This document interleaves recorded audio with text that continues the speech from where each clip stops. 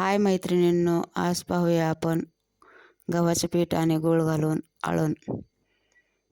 त्यासाठी मी येथे 1 वाटी गूळ घेतला आहे, 1 वाटी गव्हाचे पीठ, थोडी बडीशेप आणि विलायची. सर्वात अगोदर आपण गव्हाचे पीठ छान असं भाजून घेऊ. त्यासाठी मी कढईमध्ये 1 चमचा तूप टाकले आहे. नंतर गव्हाचे पीठ टाकायचं आणि छान खरपूस रंगावरती भाजून घ्यायचं. चांगलं लाल होईपर्यंत भाजून घ्यायचं. गव्हाचे पीठ छान भाजल्यास आळण चिकट होत नाही. नंतर एका पातेल्यामध्ये 1 ग्लास पाणी घातले आहे. त्यामध्ये 1 वाटी गूळ टाकून वितळून घ्यायचा. नंतर थोडे मीठ पण घालून घ्यायचे. कोणत्याही गोड पदार्थाला थोडे मीठ टाकल्यास त्याची चव छान येते. नंतर भाजलेलं गव्हाचं पीठ थोडं थोडं पाणी घालून मिक्स करून घ्यायचं.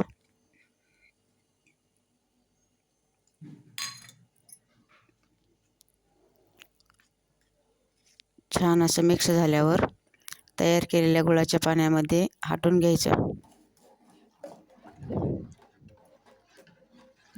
गॅसची फ्लेम कमीच ठेवली आहे.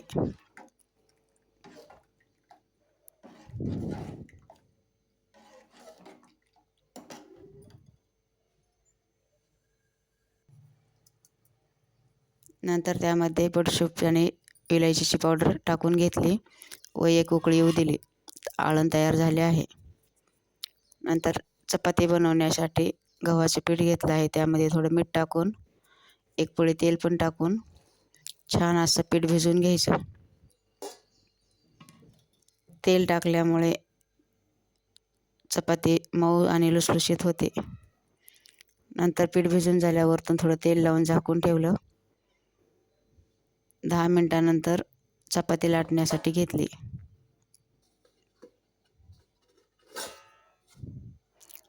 तयार केलेल्या पिठामधला एक गोळा घेऊन गोल असं लाटून घेऊन त्यावरती तेल लावून थोडं पीठ भुरभुरायचं व त्रिकोणी आकारामध्ये घडी करायची.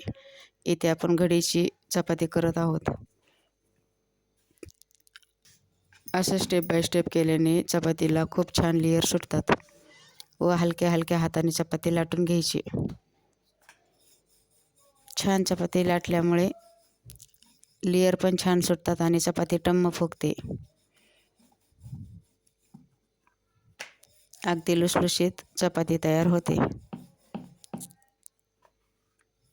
छान लाटून झाल्यानंतर गॅसवरती तवा गरम करायला ठेवला आहे.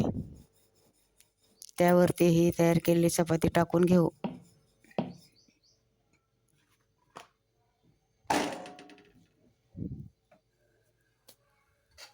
दोन्ही साईडने आलटी-पलटी करून छान भाजून घेऊ.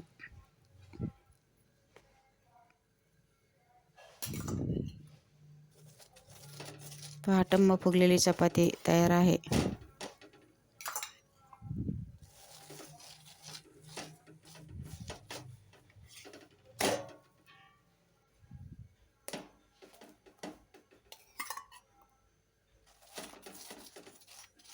अगदी मऊ लुसलुशीत अशी चपाती तयार आहे.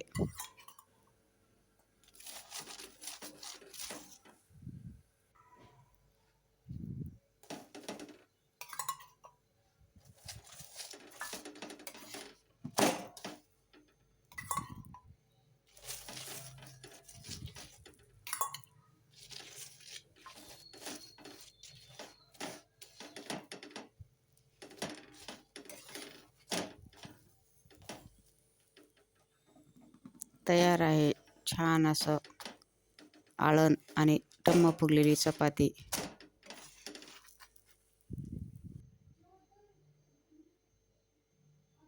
माझी ही रेसिपी कशी वाटली कमेंट करून नक्की सांगा. आवडल्यास लाईक, शेअर, सबस्क्राईब करा. व्हिडिओ पाहिल्याबद्दल धन्यवाद.